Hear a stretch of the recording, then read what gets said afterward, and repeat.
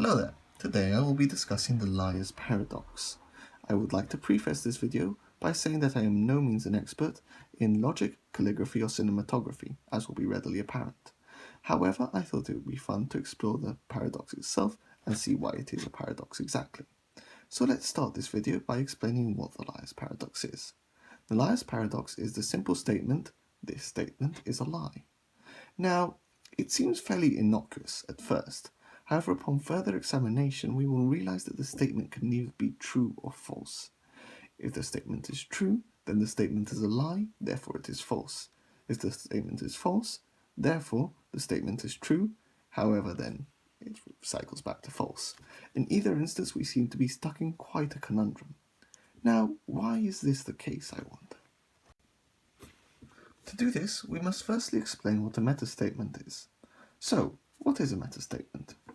A metastatement is simply a statement that has two pretensions to concern itself. So, say we have the statement, Mary likes roses. A metastatement would be, it is not true that Mary likes roses, or it is true that Mary likes roses. In other words, a metastatement is a statement that concerns the veracity of another statement. And this is what the liar's paradox is. But this is a very, very curious form of a metastatement. What's curious about the liar's paradox is that it's a metastatement that does contain itself. So it's saying this statement is false, but the statement it concerns is that this statement is false. This continues on infinitely in a rather circular fashion. And this creates a problem. I'm now going to use a very bastardized form of propositional language, which if you don't know is just a way of expressing logical statements as if they were mathematics, to make my following point. Let's write down the statement, this statement is a lie, in this very bastardized form of propositional language. So, we'll have the statement A. So this statement can include a series of statements. It's more like a set of statements. Equals, so the contents of the statement are about to be defined.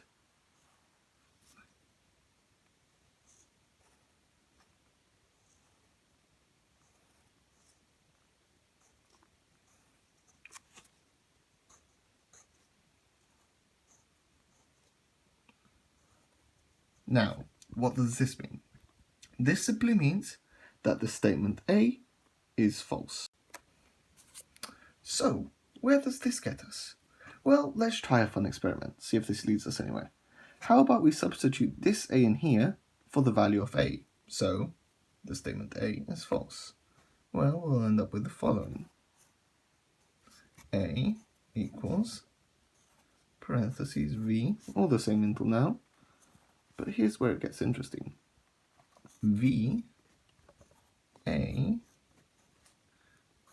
equals false, and this whole thing equals false. So now, without really changing anything of substance, we've both stated that the statement A is false, and that it is false that it's false. In other words, A is true. That's rather curious. So, forgive that. A went from being true to being false. Well, okay. What happens if we now add this in to our new A? We can continue this cycle infinitely, and A will vary between being true and being false, and being true and being false. ... Onwards to infinity. Why is this a problem? Well, it's not too complicated. If we continue this cycle an even amount of times, then A will be true. If we continue it an odd amount of times, A will be false. So we just need to find out if at the end of this cycle there'll be an even amount of repetitions or an odd amount of repetitions. Well, the problem is this cycle continues on to infinity. So there's an infinite amount of repetitions. And now here's a question. Is infinity odd or even? It's neither. If we find an odd infinity, then we can just add 1 and now it's even while still being infinity.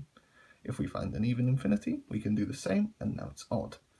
So the statement at any one point in time can be said to be true, but then moved on a step and become false. And here is where the paradox lies. That's pretty much the end of the video. I don't have much more interesting to say.